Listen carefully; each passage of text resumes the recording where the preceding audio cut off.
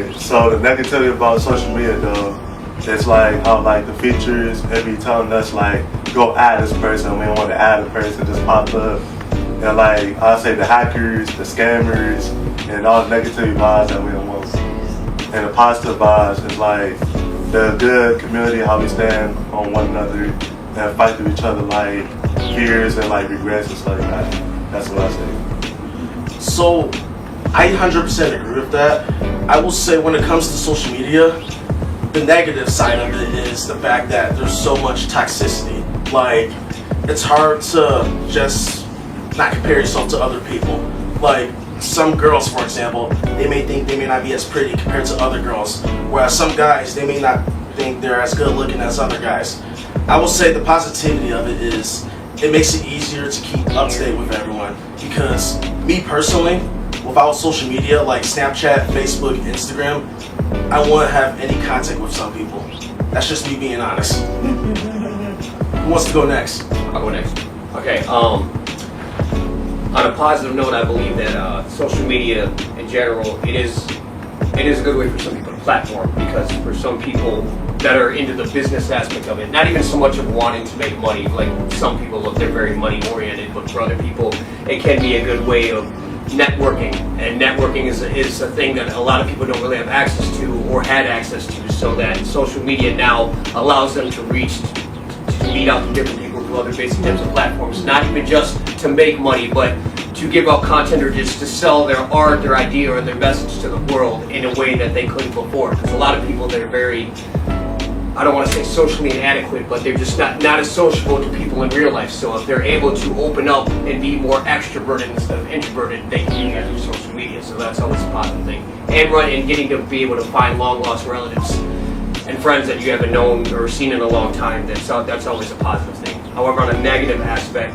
I've witnessed that in my years of me being as old as I am, is that it sometimes allows people it gives them that easy access to past toxicity, and a number of people have done it. And it sometimes when you're able to have so much free use to be able to find someone that you know shouldn't be in your life, it's just hard to do that, because it's always like that hidden temptation of, well, I know they're there even though they shouldn't be, but it's just that little sliver outlet to where it allows you to bring negativity back in your life. That's the only thing I really don't like about social media. That, and like you mentioned before, it creates this inner insecurity that people have about themselves. And the main problem is that too many people make too many comparisons to others, when really they just need to know that the person they see in the mirror is as beautiful as just the way they are, the way God made them. So yes, it's all about being able to just be more positive towards yourself. And you really don't need opinions from people on social media, and you really don't need to please anybody but yourself. Absolutely. Yeah. So the positive side I like about social media is I have family who live overseas, and that's the only way I connect with them. My whole family living overseas. And also the negative side is when you see other people get married, you feel like you want to get married too. Even when you're in a toxic relationship, you want to rush to get married because you feel like your biological clock is ticking. When you see everybody's getting married, I see people around my age in the same school, they're all getting married. So you want to make somehow want to get married. Because in my culture, the only way to be to not be virgin anymore is to get married. You're gonna have sex before marriage. So that kind of makes you want to rush into getting married. Yeah. This is America.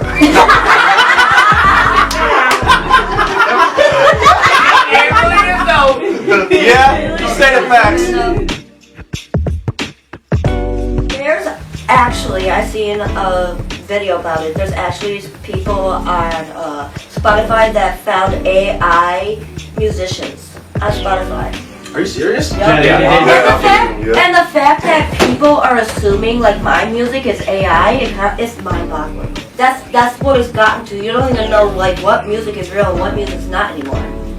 Yeah, it is a struggle, because now it's like, back then you know what music is made by people, but it's like since AI is taking over, you don't know which one is who's real? one Yeah. who. What and that's true because me even myself being a musician as a guitar player and a piano player, if it's one thing to have when people we used to say like especially in the rap industry, what do they call them? Ghost writers, where you had other people help you. So it's one thing to have a co-writer or someone else to help your music or whatnot. But when you're really just allowing someone to write everything for you, it really stifles your natural creativity. Now, as a poet, as a lyricist, as a musician.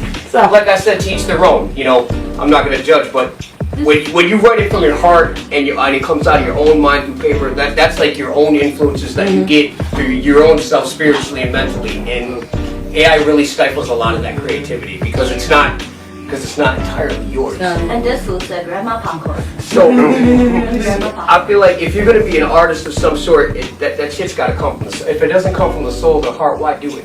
Why go through AI, whatever? Do you, but I've never done it. I write music. I've been doing it since I was 15, but I will never use that type of content, artificial content, in order to allow me to help inspire me to write because I can do that on my own, through my own life experiences. Yeah. But to each their own. Absolutely. Exactly. I just find it mind-boggling how like some real artists are like actually out there like wanting to push their stuff, and a lot of people are like, "Oh, your song's too good. It's got to be AI." Because this is the world we live in. It is. Everything's fake. Yeah. Yeah. Like, what is even real anymore? Are we even real? Yeah. Right. Simulation. That's a scary thought. You know, it'd be a good thought though. AI artificial food. I don't know about all that.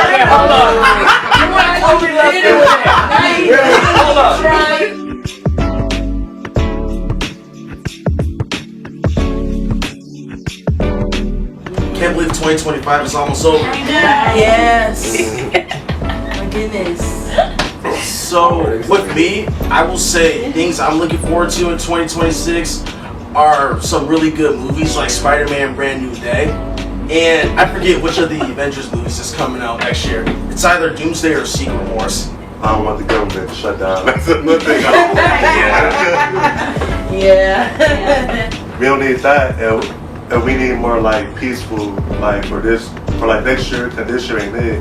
Everything was falling off. You hear about more fights going on, more chaos, and I just ain't fucking with it. I'm looking for that to be lifted for people who have family in Africa and go visit me. And also, I kinda like how we hang out and stuff.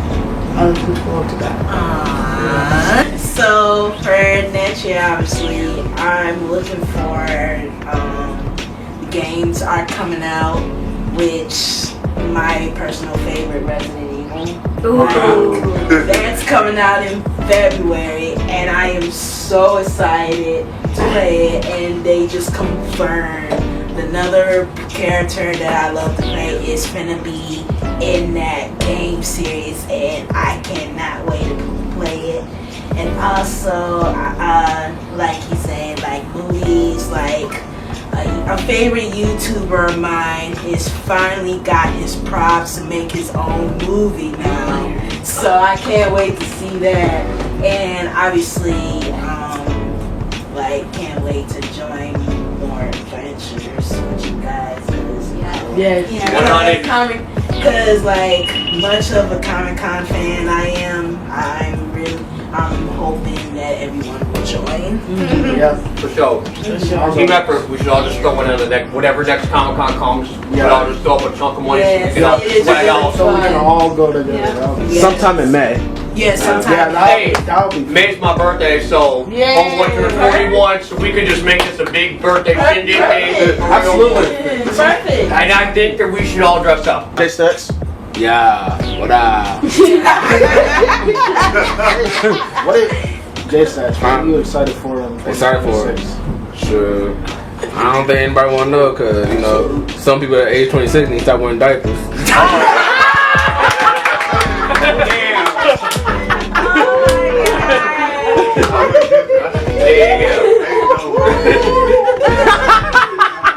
And that's about it. That's it? Yep, that's really it. Are you? Better job. I mean, that's it. Do you actually have anything in 2020? Better job. That's about it. For me, it's new beginnings. I cannot wait to see what the year brings with all of you guys. Like, I'm excited to get out and adventure more. Yay. I can't wait to see my nieces and nephews grow up. Like, new games are coming out. I cannot wait for GTA 6 to come out. That is Oh my That's god! fire. That of all time. game is gonna be Like, fire. literally. For 2026, I'm excited for the movies. There is a bunch of Marvel games that are going to be coming out in the next 2 years. I'm really excited for that. I hope that are really awesome. And then I really am excited to go on more trips, keep going, adventuring through school, and just keep pushing on until I get my degree.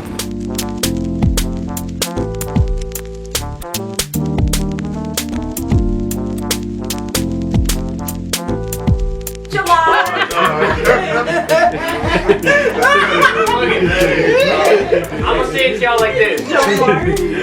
If you're an adult, male or female, gender fluid, whatever the hell you choose to be, who you are, who you think that you are, if you as a human being don't bathe enough or even put on deodorant, that's just gotta go. I mean, hygiene is important to your health, not even just to the people around you smell, but as your health. If you wake up in the morning not wanting to groom yourself in any way, sense, or form as a grown-ass man or woman, you gotta seek help, because Yes. it's like that old saying goes: cleanliness is next to godliness. You'll be surprised how many people don't.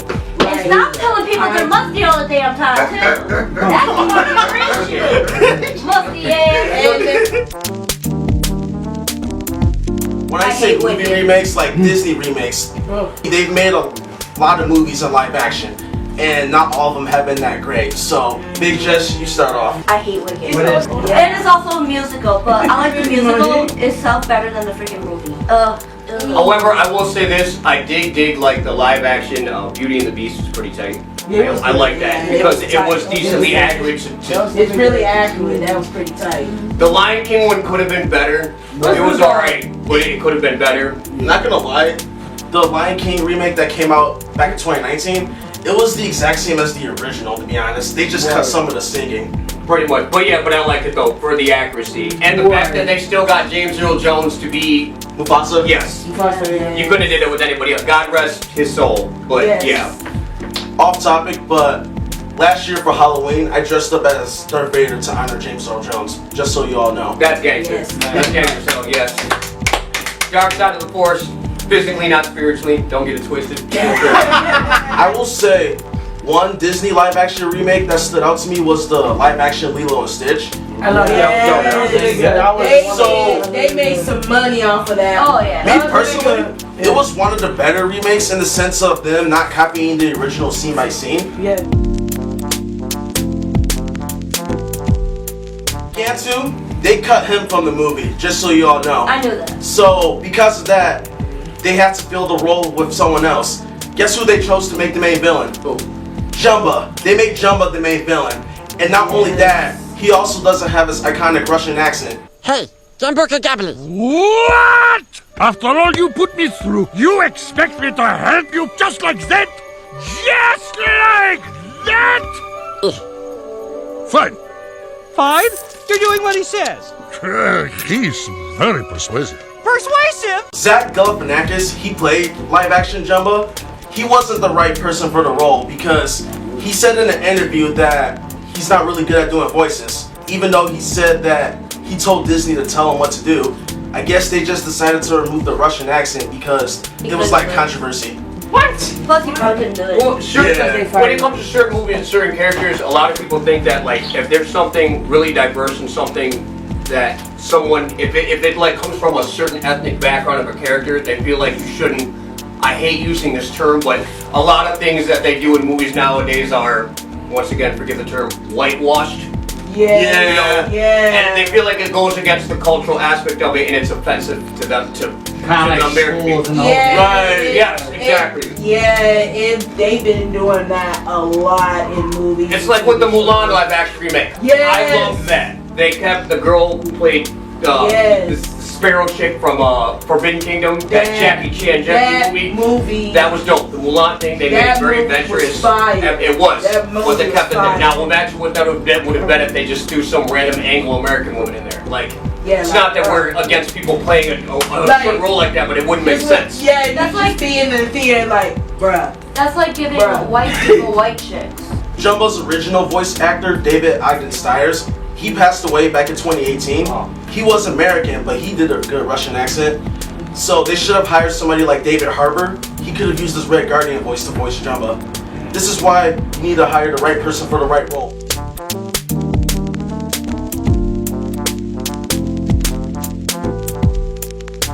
Since I'm the oldest here, I want to hear from y'all first before I give my honest opinion. So I'm gonna let y'all take the reins on this because I come from a whole different generation of dating. A lot of y'all be hoes. She didn't mean y'all specifically. She saying the people from y'all generation. That is facts, straight up facts. It's like why you in a relationship if you just gonna cheat? Exactly. If you don't like the person or you break up with the person, it's simple.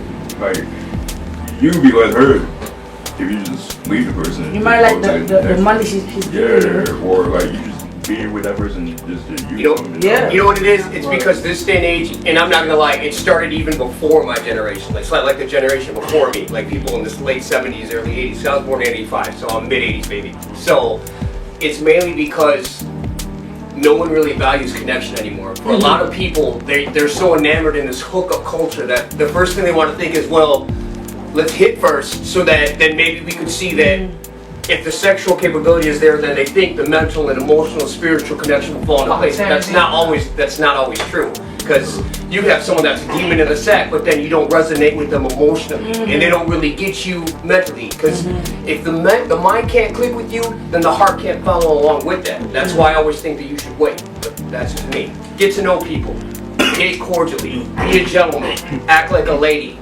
It's really not that difficult. Save that physical connection for later, because you'll thank yourself in the long run. When it comes to real natural love, you cannot just use that term lightly. We're all too old to be just playing games, regardless of what generation you're from. Me personally, I think what's wrong with dating in this generation, I'm not saying all people are, but I feel like when they dating someone that is like very entitled about everything they do, and they make their partner less of a loyal person they are, because like, yeah, I get what's right from wrong, but then again, when you know you're wrong, you take that as an advantage, make them look miserable. Narcissism. Yeah, narcissism. Yep. So that's why I was like, it's a lot of narcissism in relationships now these days. Yes. That's why people are breaking up and getting divorced. Yeah. Because of narcissism. It mostly boils down to communication. Because you can talk to somebody about your differences and come to an agreement without you feeling that, oh, we're going to argue. It doesn't have to be an argument. You can't think of you two trying to educate one another to get to know one another as an argument. That's foolish. When you love someone, when you date them, when you're engaged, and more importantly, when you're married, you give up the I's and the me's for the us. And that's what you have to realize in every relationship you have. Every decision that the both of you make, you have to think about the other person. That doesn't make you victim. That doesn't make you a bitch. That doesn't make you a slave. It makes you a grown-ass man and a grown-ass woman. End of story. You always have to think about the person that you love.